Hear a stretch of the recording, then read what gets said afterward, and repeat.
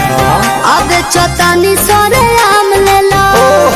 कैसे बा हो लगे आके खुले आम ले लो। दे बाधे रही टीता माम ले लो। न टाइम वेस्ट करो टेस्ट अभी टट के है गा। अरे टट के है गा। तनी देखी जरा आवा तोहरा आम के सवाद गोरी खट के बा, बाकी होट के बा। तोहरा आम के सवाद बड़ी खट के बा, बाकी होट के बा। तनी चिखा ना दो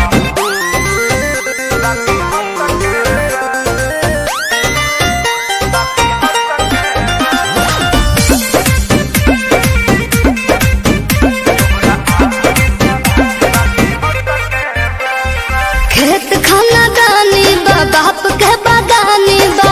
ओहरे बागाने के आम बा। ले लो भर झोरा सस्ते ही दाम बा।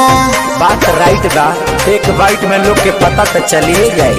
तोहरा चीज के न कवनो जवाब बाटे, जवाब बाटे, हिसाब बाटे। चलो तहरा खाती दू चार पैसा घट के बा। अरे घट के बा। हाँ तो दे दो चलो छोड़ दी।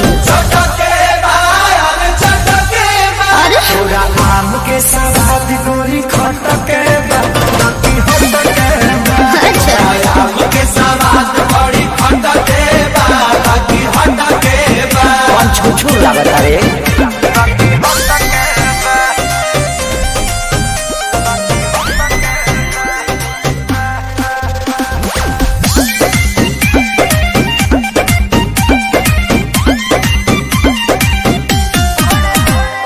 बड़े बड़े साइज बा भावना न जायज बा। सौदा बा पाकल न कांच बा। अच्छा। वक्त कहता ने अभिनव साच बा। अच्छा तो सुनो हाँ हो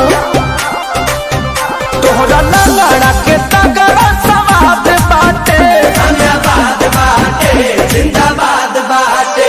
सारे राहुल भाई फिर जुसु मोटक बा। अरे मोटक बा। हाँ तब हो जाए रे सही हो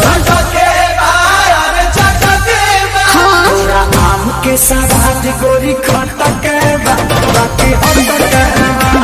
अच्छा आम के सवाद बड़ी खट के बा, बाकी होट के बा।